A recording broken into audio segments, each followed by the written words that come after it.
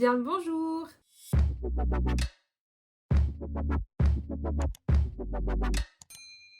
Hello tout le monde, aujourd'hui on se retrouve pour une nouvelle vidéo, une vidéo très spéciale puisqu'aujourd'hui on se retrouve pour un What's on my iPad. Si vous n'avez pas vu, j'ai fait une vidéo unboxing de mon iPad que je vous mets juste ici dans le petit i. Je vais vous présenter mes applications dans cette vidéo. Il n'y en a pas énormément mais voilà, je pense que ça peut peut-être vous intéresser. Donc si la vidéo vous intéresse, je vous laisse tout de suite avec.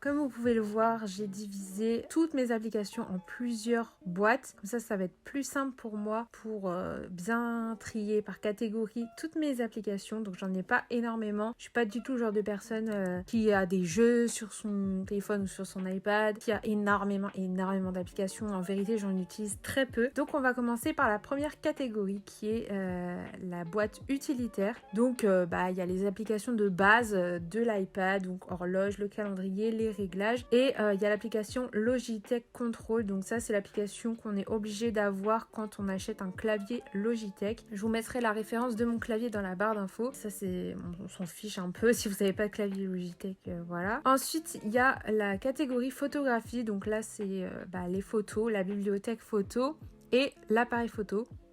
Donc comme vous pouvez le voir, la caméra est assez bonne et il y a aussi un grand angle. Donc ça, c'est assez pratique. Ensuite, on va passer à la catégorie notes. Notes, les notes Apple qui sont déjà fournies avec l'iPad. Ensuite, il y a l'application Good Notes. Donc c'est une application payante qui coûte 9 € je crois, que je vous recommande si vous êtes un étudiant et que vous cherchez une bonne application pour prendre des notes, faire des belles fiches, etc. Moi, j'ai commencé à faire mes petites fiches de cours avec. Il y a plein de formats de feuilles différentes. On peut choisir le papier si on va faire un papier blanc, à pointillés, des quadrillages, des lignes. On peut même faire de la comptabilité, un planning, des to-do list. Il y a des partitions aussi si on veut. Donc voilà, c'est assez cool. Je vous conseille d'aller voir des vidéos qui expliquent comment GoodNotes s'utilise. Donc ça, c'est vraiment l'application que je voulais vraiment avoir pour prendre mes cours, parce que j'ai acheté cet iPad essentiellement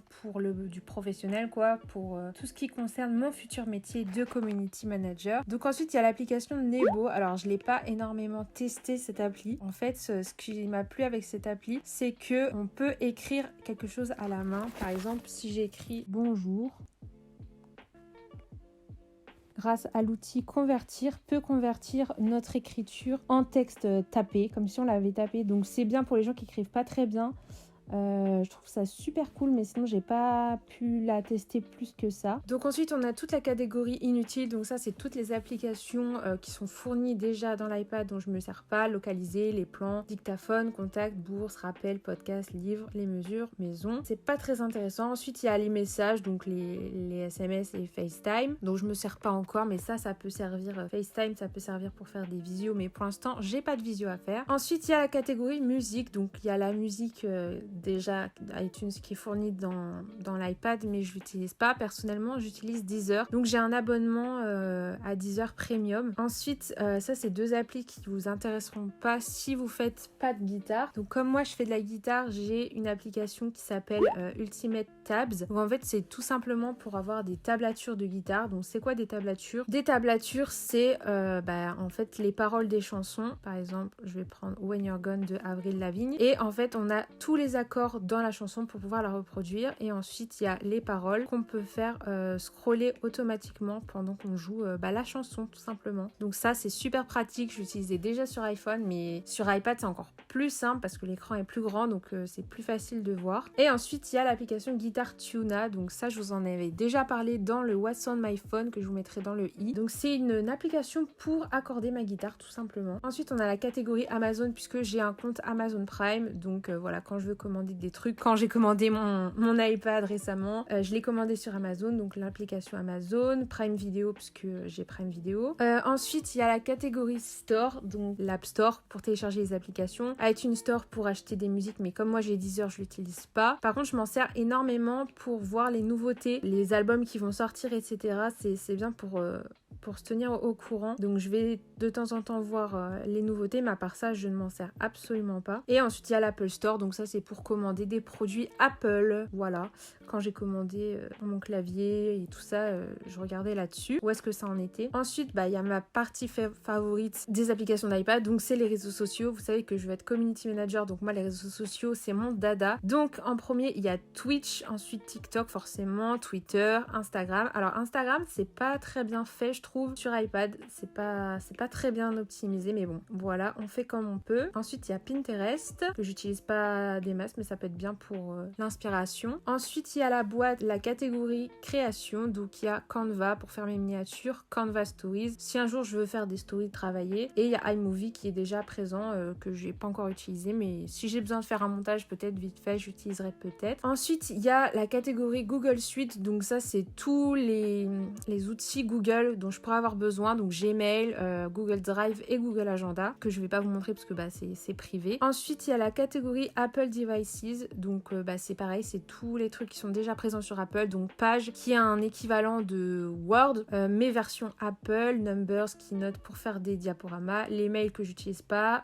Safari j'utilise pas trop, je préfère Google, ou Ecosia, Apple TV, donc ça c'est pour les films et les séries que j'ai achetées sur Apple TV. Ensuite, il y a la catégorie raccourcis qui est assez cool, donc pour créer des raccourcis, ça peut être bien. C'est vrai que j'ai un peu de mal à comprendre comment ça marche, mais voilà, je pense que si on le maîtrise, ça peut être une option assez cool. Ensuite, il y a Photo Boost, donc ça c'est la caméra frontale pour prendre des photos et des vidéos avec la caméra directement. Et ensuite, il nous reste que les 5 applis dont je me sers le plus sur l'iPad. Donc en premier, on a YouTube Studio, donc ça c'est une appli pour les personnes qui font des vidéos sur YouTube. Ça nous permet de voir nos commentaires, de regarder nos analytics sur nos vidéos, voilà, de voir les vues de nos vidéos, etc.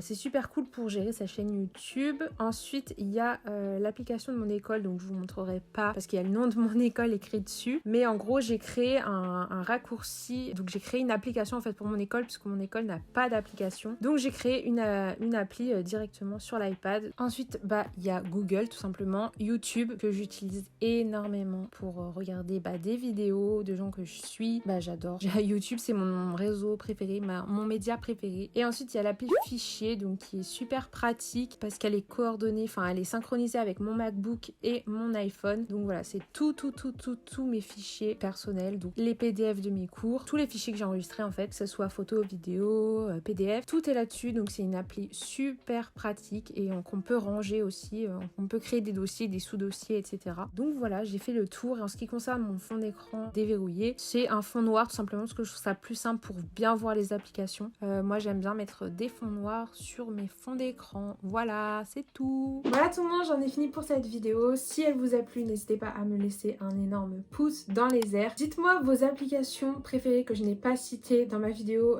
sur iPad ou même iPhone, pourquoi pas, mais disponible sur iPad si possible. Il y a une vidéo qui va arriver bientôt sur ma chaîne où je réponds à toutes vos questions sur l'iPad Pro. Pour avoir toutes les références de quel iPad j'ai pris, je vous laisse aller voir dans la barre d'infos. Et sur ce, je vous dis à la prochaine fois pour une prochaine vidéo. Bisous.